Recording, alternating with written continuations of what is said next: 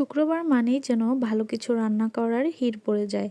শুক্রবার এলেই আমার হাজব্যান্ড আমাকে বলে, আজ কিন্তু স্পেশাল কিছু চাই। আর স্পেশাল মানেই প্রথমে মাথায় আসে বিরিয়ানি।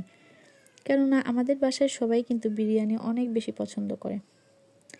গত শুক্রবার রান্না করেছিলাম চিকেন বিরিয়ানি। পুরো ঘর ভরে গিয়েছিল বিরিয়ানির সেই সুন্দর সুগন্ধে। সবাই এতটা খুশি হয়েছিল যে মনে হলো রান্নার পরিশ্রম যেন পুরোপুরি সার্থক হলো।